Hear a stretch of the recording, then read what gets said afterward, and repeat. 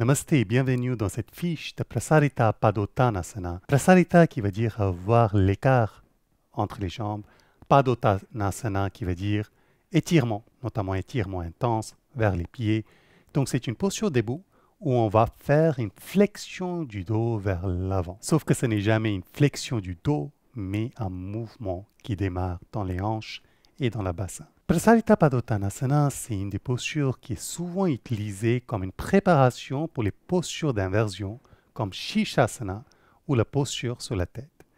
Mais en elle-même, c'est une posture qui travaille beaucoup des parties subtiles de nos énergies. Déjà, le fait d'avoir les jambes écartées, ça permet une meilleure évacuation.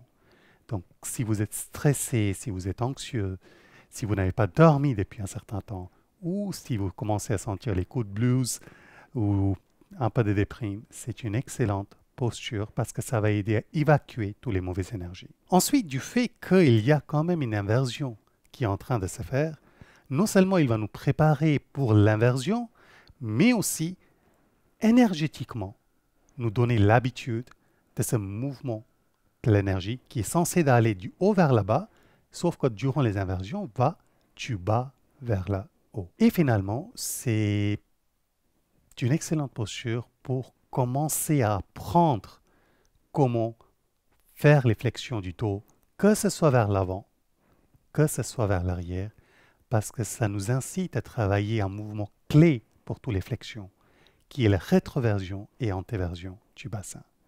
Allons-y alors sur la fiche asana de Prasarita Padottanasana. Avant tout le reste, on va déjà faire Prasarita Padottanasana, mais pour cela, il y a un mouvement clé qui vient au niveau des bassins. Donc, on va démarrer par ça. Une rétroversion et une antéversion du bassin. Donc, inspirez et faites une rétroversion, c'est-à-dire essayez d'amener le coccyx sous les fesses. Et expirez, faites une antéversion, c'est-à-dire on cherche à laisser le bassin basculer vers l'arrière. Inspirez, rétroversion. Et expirez, antéversion. C'est le mouvement clé pour tout ce qui est flexion du dos, que ce soit vers l'avant ou vers l'arrière. Souvent, on pense que c'est le dos qui se plie, c'est jamais le cas. Donc, faites quelques mouvements pendant qu'on se prépare pour faire Prasarita. Ensuite, écartez les jambes autant que vous arrivez tout en gardant vos pieds bien plantés dans le sol. Avoir un bon appui est très très important. Pensez à tirer les rotules vers le haut, activez vos muscles des quadriceps, des adducteurs, les pieds légèrement tournés vers l'intérieur. Sur une inspiration, soulevez les bras. Et sur une expiration, à travers une antéversion du bassin, laissez-vous plier vers l'avant. Alors, si vous n'avez pas la souplesse de Christelle, ça ne fait rien. Descendez jusque là où vous êtes confortable. Une fois que vous êtes dedans, pensez que les fesses cherchent à se soulever de plus en plus vers le haut. Le poids est davantage sur les coussinets des pieds et pas sur les talons. Il y a toujours un peu de poids sur les talons, mais pas plus que ça.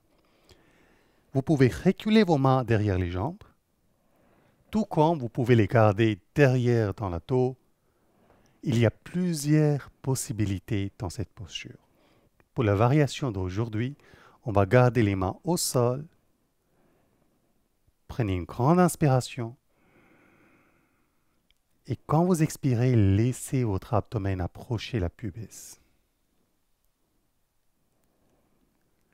Pour revenir de la posture, alors on peut revenir dans plusieurs souffles, comme on peut revenir dans un seul souffle.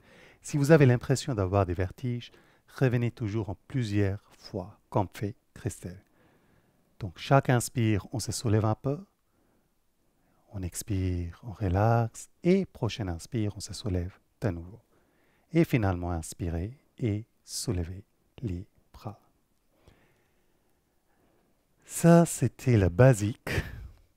Comment faire la posture. Mais maintenant, rentrons dans les détails parce que cette posture, aussi simple qu'il peut paraître, contient plusieurs choses qui sont en train de se passer. On va démarrer en Tadasana, Christelle.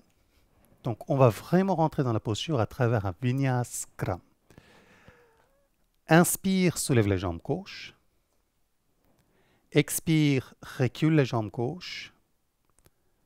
Inspire, pose. Ouvre la hanche gauche vers l'extérieur. Maintenant, tourne le pied droit vers l'intérieur. Ça, c'est un des Vinyaskrams. Il y en a plusieurs. Un des Vinyaskrams qui nous permet de rentrer dans la posture. N'hésitez pas à vérifier votre écart. Si vous sentez que effectivement vous avez trop écarté, n'hésitez pas à reculer un peu. En contrepartie, si vous sentez que vous n'avez pas assez écarté, n'hésitez pas à écarter un peu plus. Alors, comment savoir le bon écart? Le bon écart, c'est quand on va plier, est-ce que la tête peut se poser au sol?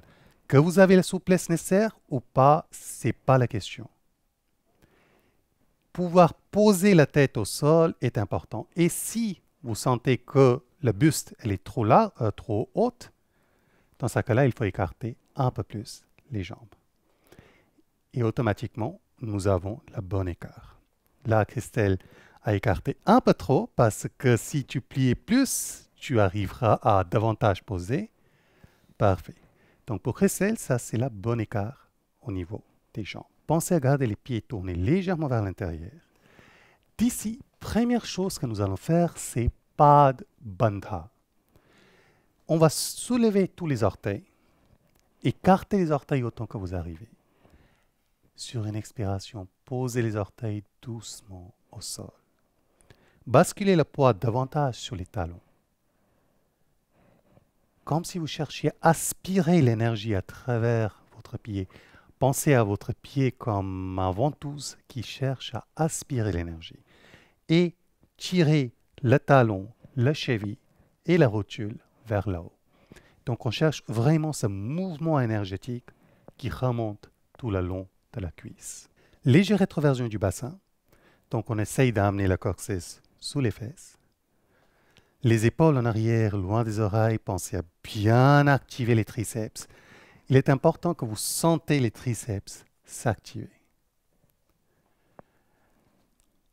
De là, tout en gardant les épaules en arrière, loin des oreilles, le menton légèrement retiré. Inspirez, soulevez les bras. Et maintenant, à travers antéversion du bassin, laissez-vous plier vers l'avant. Pensez à garder le dos droit, Christelle, tu peux reculer un peu tes mains. Pensez à garder le dos bien droit, les épaules en arrière, loin des oreilles, même si, parfois, dans cette posture, on peut relâcher les épaules. Mais globalement, si on cherche à tenir la posture longtemps, il reste important de pouvoir garder la poitrine, la cage thoracique bien ouverte. De là, on va reculer les mains pour diminuer la distance entre notre abdomen et notre pubis. N'hésitez pas à poser la tête au sol et si vous n'avez pas la souplesse nécessaire, vous pouvez aussi mettre un coussin ou deux coussins sous la tête. Comme je vous disais, il se passe plusieurs choses dans cette posture. Si vous regardez ici, au niveau des pieds, on a créé un Pad Bandha. Pad Bandha veut dire verrou des pieds. Maintenant, ce verrou n'est pas juste musculaire. Il y a aussi un aspect énergétique qui est très présent. Il est en train de chercher à tirer l'énergie tellurique, l'énergie de l'élément de terre, tout au long de nos cuisses. Cette énergie va s'accumuler ici, au niveau du sacrum, qui est actif du fait qu'on a fait une antéversion du bassin et on a plié notre buste. Deuxième partie importante, c'est que du fait que les jambes sont écartées, les deux adhas, les deux points vitaux à travers lesquels l'énergie peut s'évacuer, ils sont ouverts. Donc ces deux points, c'est l'anus et le sexe, et les deux sont maintenant relâchés, ouverts. Et cette partie est très très importante dans cette posture. Cette posture, il aide à la fois à, bien entendu, à toute la partie musculaire, assouplissement des ischio-jambiers, travail des adducteurs, flexion, mais il aide avant tout à évacuer les énergies qu'on a accumulées et il nous aide à nous préparer pour les inversions comme Shirshasana.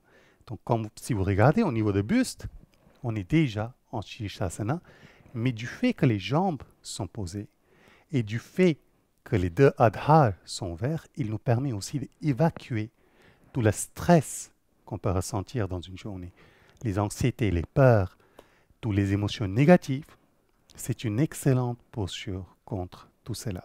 Deuxième partie importante, c'est vraiment garder la longueur dans le dos. Alors, si vous n'arrivez pas à descendre aussi bas que Christelle, je répète, ça ne fait rien. Même si vous n'êtes que comme ça, restez ici, mais gardez le dos droit. Mais ici, l'énergie s'est inversée.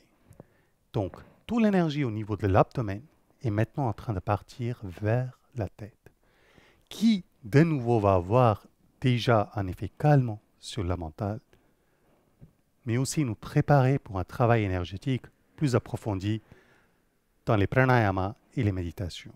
C'est une posture où on peut rester vitam éternel. Bon, c'est déconseillé, mais on peut rester quand même très très longtemps. Cependant, pour aujourd'hui, on va revenir. Et pour revenir, d'abord on avance les bras. Ensuite, sur une inspiration, on va redresser le dos tout en douceur. Alors plus vous restez longtemps, plus il est important de revenir en douceur. Sur le prochain inspire, redresse le dos complètement. Parfait. Expirez, baissez les bras.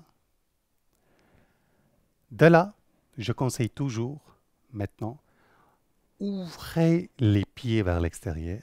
On va faire une contre-posture qui est Prasarita Utkat Asana. Donc, de nouveau, pas besoin de descendre très bas, mais on va juste expirer et plier. C'est juste une fois. Après, on inspire, on revient. Ça permet de poser les énergies qu'on a travaillées. Pied droit va maintenant ouvrir complètement vers l'extérieur et pied gauche va tourner vers l'intérieur. La hanche gauche tourne vers l'intérieur. On va plier et marcher vers Tadasana.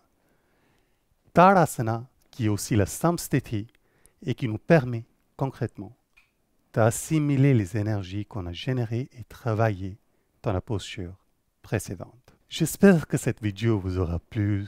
Si c'est le cas, n'oubliez pas de mettre un like et vous abonner à la chaîne.